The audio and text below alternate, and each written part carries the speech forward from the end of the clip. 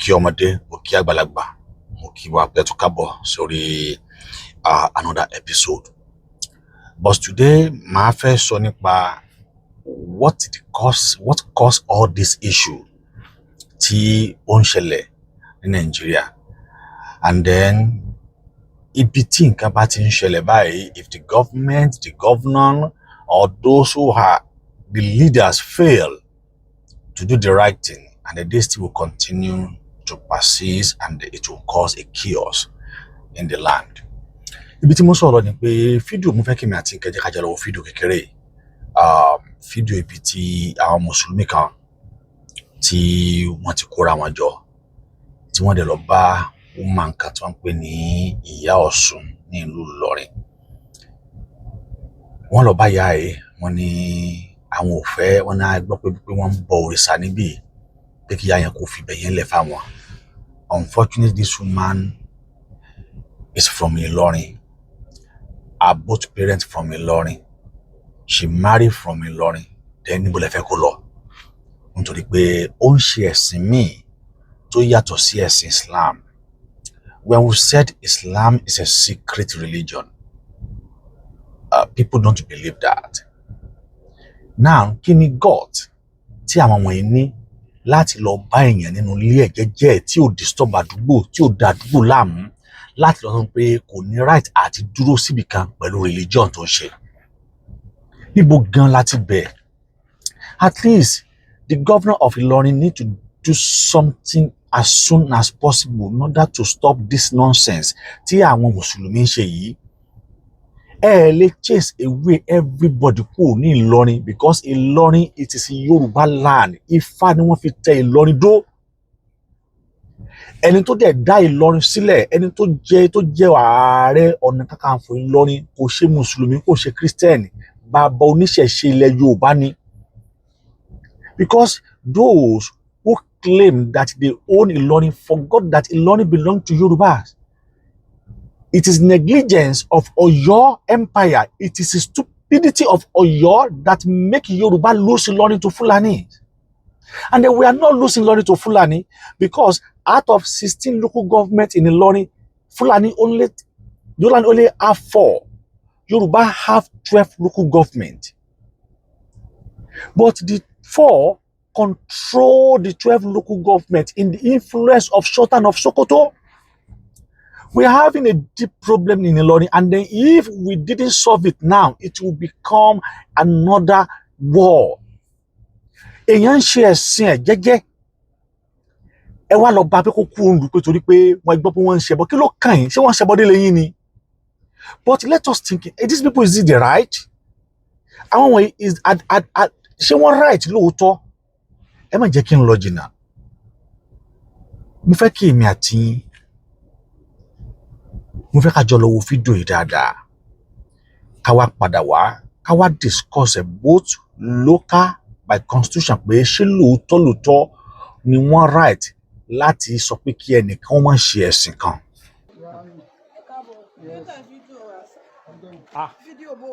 Èyí mo ní fún mi. Irọ́ ọ̀rọ̀ ní ẹjẹ́ bàbá gbájú. Fídíò for reference. Kọ́lé mọ̀ pé àbájá wa ni.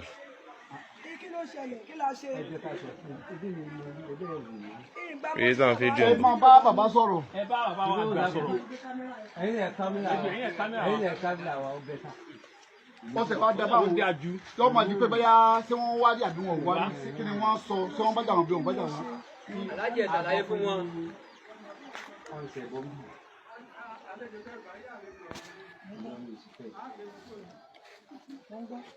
Nígbà tá a wá gbọ́ lánàá, wọ́n ní wọ́n wà lẹ́kọ̀ọ́ tó kọ́ parí ìjọba ẹ̀sìn.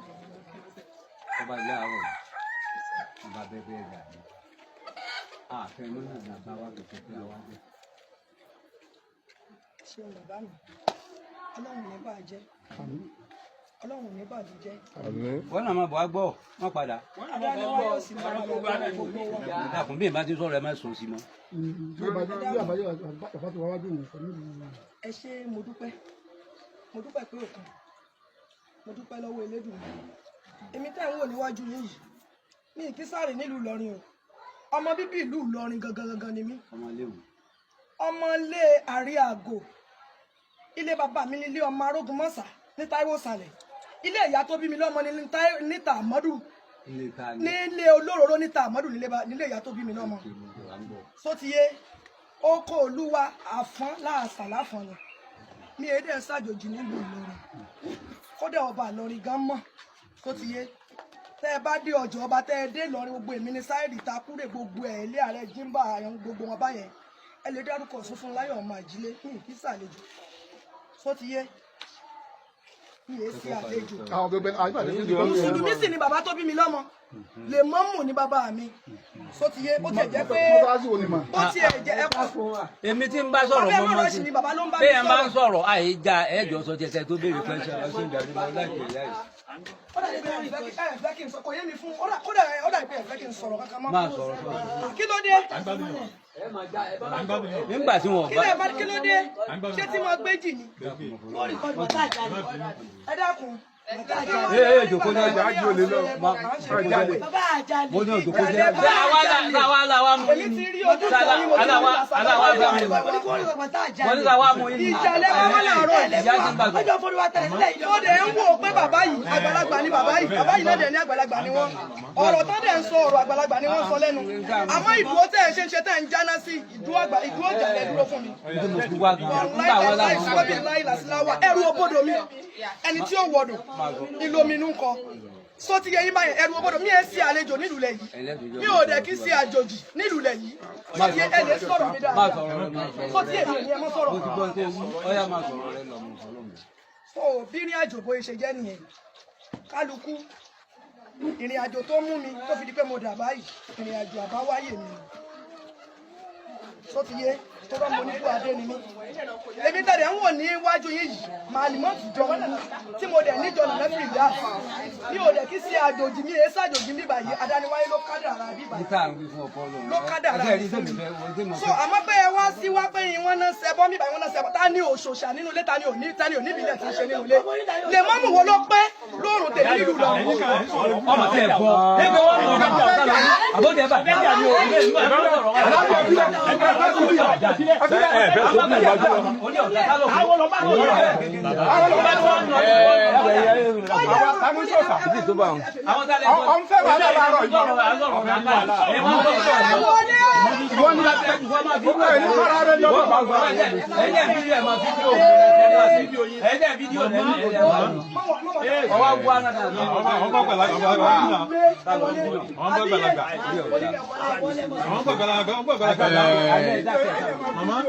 Baba.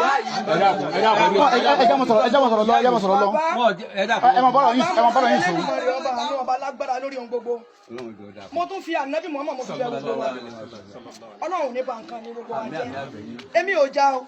Àwa náà wá já wà dá. Torí mo ti rí pé bẹ́ẹ̀ ṣe bá wá ìjàlẹ̀ bá. Wà dá ìwọ̀nba wọ́n kò tó yí tó bẹ̀ tí ó jà tẹ́mi wà ń bẹ̀. Ọ̀gbọ́n kò sẹ́ni ó lè bọ̀ ọjà. Só ti yé ààrẹ mọ ni mí tí mo dẹ̀ gbé dání kò jà. Só ti yé bẹ́ẹ̀ dẹ̀ ṣeṣe wáyìí kó kà mí láyà. Só ti yé wàláì tàláì mo fi adániwáyé mo fi búra mo fi ìyá lódò mo fi búra kò kà mí láyà o.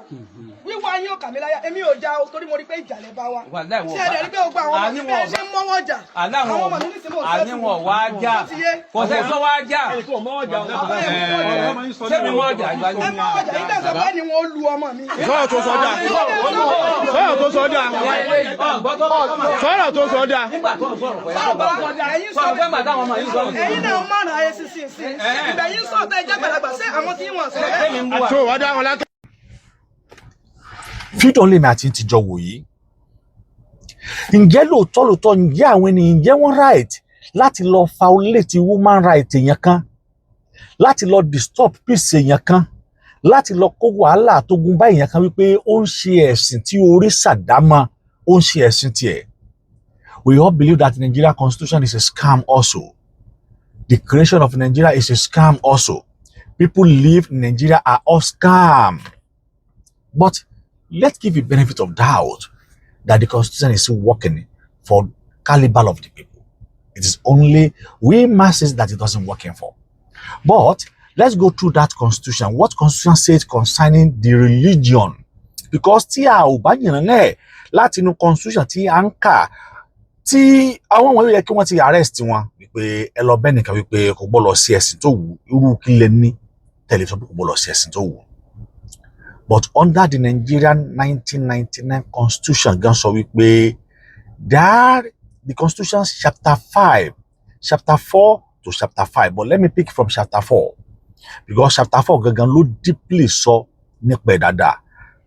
Kí wá ní ó sọ nípa tí a mọ̀ sí freedom of religion.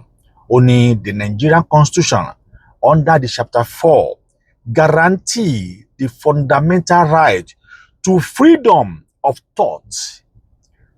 Freedom of thought, conscience and religion. Yẹn ni pé ẹni ẹ̀tọ́ láti ṣe ohun tó bá wù yín, láti ronú bó ṣe wù yín, láti ṣe ẹ̀sìn yín. Because ó fi clause sí láàrin kan o, ó ní for all citizens, fún gbogbo citizen Nàìjíríà ni o, kò jẹ́ nìkan sílẹ̀ o, explicitly stating that no religion shall be state religion. Ó wá explicit pé no religion, kò sí religion kan báyìí tó máa jẹ́ state religion. That means pé in single state there won't be any state religion. Yẹn ni pé o ní state kan o, kò ní sí ààyò ìrìtàyò ẹ̀sìn kan, pé ẹ̀sìn kan rèé tí àwọn state tí wọ́n ń ṣe lélẹ̀, ẹ̀sìn kan rèé tí Sáfárà ń ṣe, ẹ̀sìn kan rèé tí Katsina ń ṣe, ẹ̀sìn kan rèé tí Ọ̀ṣun ń ṣe, ẹ̀sìn kan rèé tí Ondo ń ṣe. Kò gbọdọ̀ sí lábẹ́ pé ó ti wulẹ̀ kórí. Everybody have the equal right and the freedom to his own religion. But ẹ wá gbà mí, ṣé freedom wà fún ẹni tó ń ṣe ẹ̀sìn ẹ̀ táwọn mùsùlùmí tí wọ́n lọ bá ń lé? Ṣé freedom wà fún ọ̀pọ̀lọpọ̀ àwọn èèyàn táwọn mùsùlùmí ti pa nítorí ẹ̀sìn Islam? Tí o bá fẹ́ kúrò nínú ẹ̀sìn Islam, wọ́n máa ní kí wọ́n pa ẹni. Ṣé freedom nìyẹn? Ẹ dẹ̀ fi sínú constitution wípé freedom of religion wà very very important. Kódà ẹ sọ débi pé no state tó máa jẹ́ a state religion. This provision ensure individual can freely choose and practice their faith. Individual wọ́n máa free láti choose and practice their faith. Kò sí bí abẹ́ nìkan máa ní right láti sọ pé ẹ̀sìn báyìí, èyí kan báyìí ni mo gbàgbọ́ nínú ẹ̀. From religions, community and receive religion institution in their own educational institution. Kí wá ló wá dé Ọlọ́run. Now, there is a key point, or kí n sọ pé key provision tó wà lọ́ndà section yẹn. Now, màá wá bá látòrí section 38. Ó ní guarantee the right to freedom of thought, conscience and religion. Then, ó wá sọ pé prohibition of state religion. Yẹn ni pé prohibition gan tún wá ní fún state as ẹ̀ṣẹ̀ tó ní fún yín láti ní tí a mọ̀ sí state religion. Kí ló wá sọ wá ní the constitution explicitly state there shall be no state religion, ensuring the quality of all religions under the law, freedom to practice. Now, ẹ wá gbogbo ṣe wá kà freedom to practice your religion.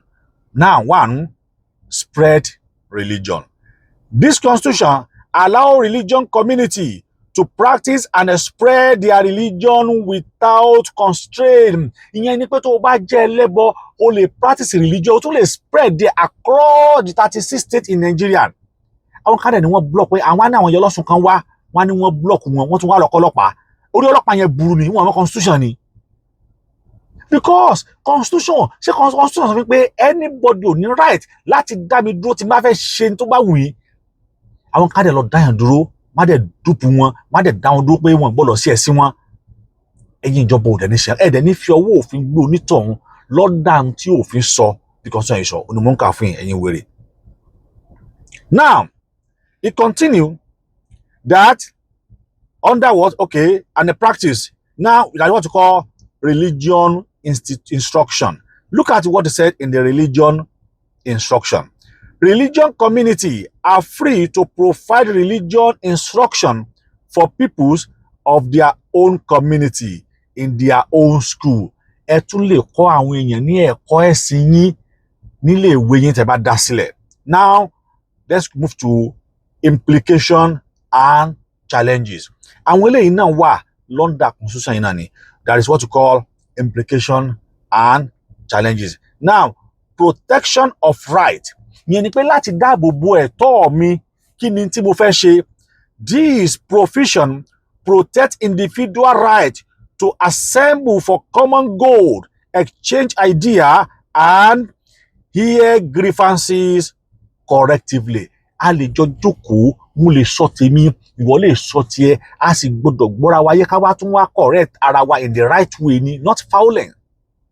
Then that's what you call equality. Equality before the law. The absence of the state religion aims to promote equality among different faiths and prevent discrimination. Now, ibi tí mo ń lọ rè. Let me read this space again. The equality, níbo láti wá rí equality ńsìn? Ní n tó ṣẹlẹ̀ ní Ìlọrin tí àwọn àfáà kan, àwọn wèrè, àwọn olórí burúkú àfáà kan tí wọ́n kóra wọn jọ tẹ́ wá lọ disturb peace Iya Olosun gẹ́gẹ́. Under the law, under the Nigeria constitution tí wèmi àti ẹjọ́ believe pé ni wọ́n fi ń báyé wa jẹ́ dòní, ni wọ́n fi ń run life wa, ni wọ́n fi ń run wa.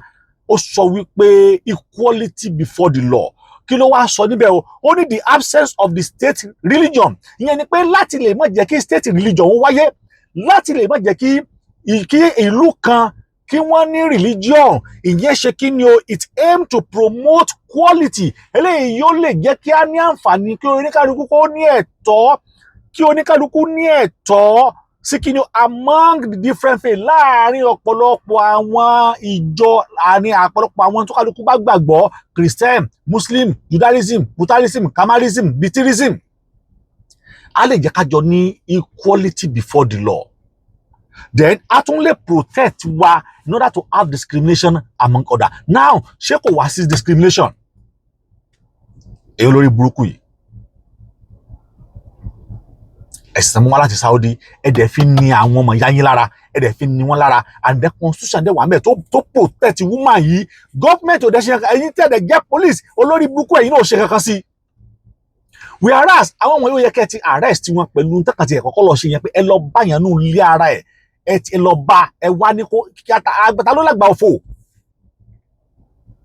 ta ló ní agbára nù tó bá jẹ́ pé ẹnìyẹn ìbá kì í sọmọ ẹ̀ tó jẹ́ pé àjòjì ni tó jẹ́ pé kì í sọmọ lọ ní bóyá ọmọ Ọ̀fà ọmọ Òṣogbo ni wọ́n máa ní kó kú olù, wọ́n ti lé ọ̀pọ̀lọpọ̀ àwọn míì kó ní lọ ni torí pé wọ́n ṣe ẹ̀sìn sí orí torí ra wọn mọ́. Ẹ̀ẹ́dẹ̀ ṣe nǹkan kan sí i, that is ìwà ìbàjẹ́ tí ń bẹ lọ́rọ̀ yìí lọ. Then wọ́n dẹ̀ sọ pé equality in order to prevent discrimination. Now, níbo la ti wá prevent discrimination? Nígbà tí ẹ bá ń distort àwọn kan, tẹ́ ẹ bá ń stop àwọn kan, tẹ́ ẹ bá ń victimize àwọn kan torí pé wọn kì í ṣe Muslim.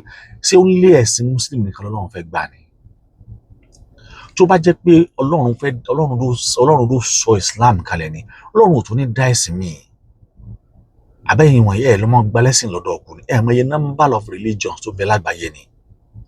Jápé lóòótọ́ ni Ọlọ́run bá sọ pé tó bá sọ pé òun ò ní gba ẹ̀sìn míì lọ́wọ́ yín àyàfi Islam.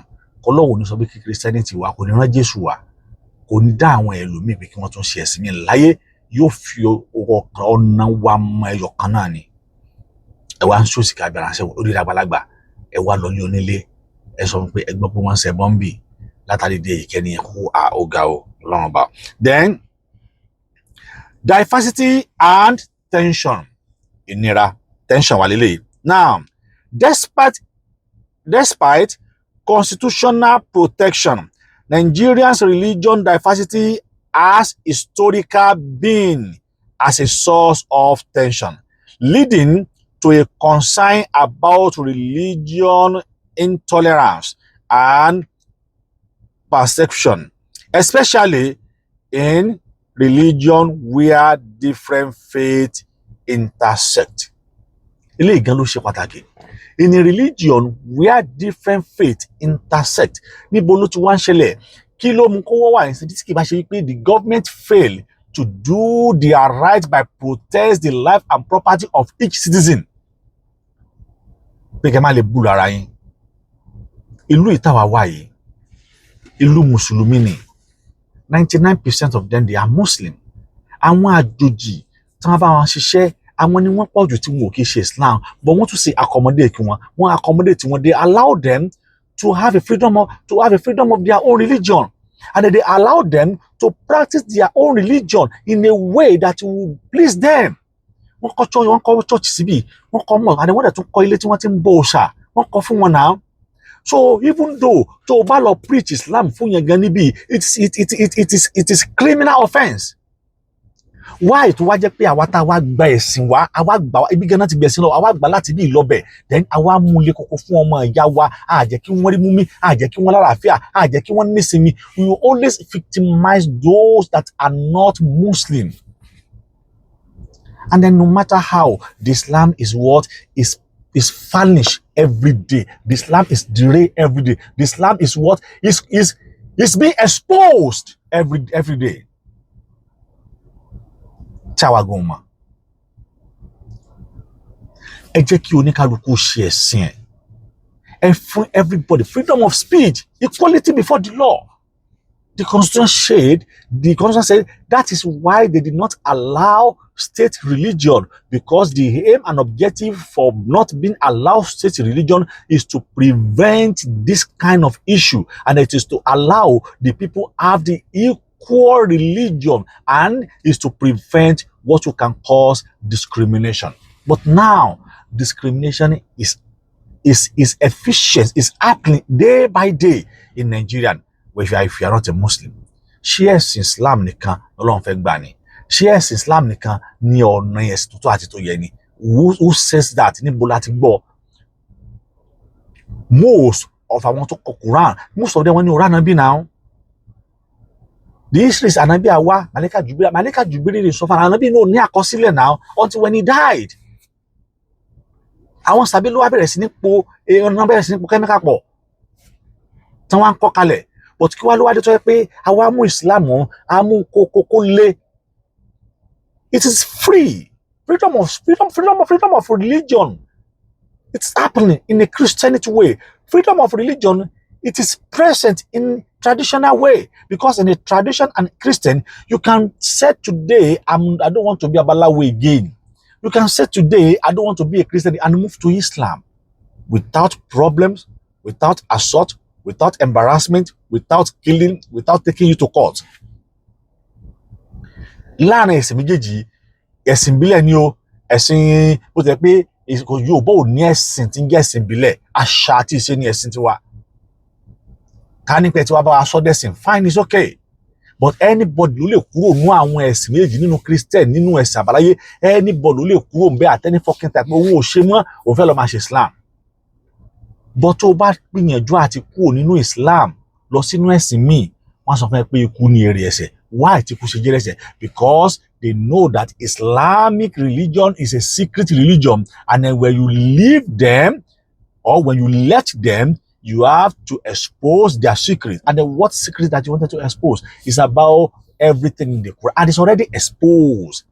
Àwọn kan tí wọ́n ń bò ní now, gbogbo tẹ́ wọ́n ń bò yẹn láti yóò ti wá padà wá expose unless you are not in the black app. You will see how the Islam has been opposed, how the Quran and other has been opposed. How come the Anabi Muhammad that you guys have been protect for so many years? And the Quran said he married Aisha at age of 6, and then have sex with her at age of 9 years, and then what be a family rẹ̀ pé ṣé o lè marry ọmọ ọdún mẹ́fà kó o dẹ̀ bá sùn lọ́bọ̀dé. A ní òun á ṣe ànítorí pé ànábì náà ti ṣe àwọn olórí burúkú. A nítorí pé ànábì náà ti ṣe á lóun á ṣe. That is why they are working tireless. They are working seriously to make sure that Sharia law is established across the Nigeria. Then when you establish the Sharia law, that is you have already allowed and approved for state religion. This is what the government don't understand. Putting Sharia law in the Nigeria constitution, you have already allowed what you call a federal religion. And this is causing problems. This is causing chaos within ourselves.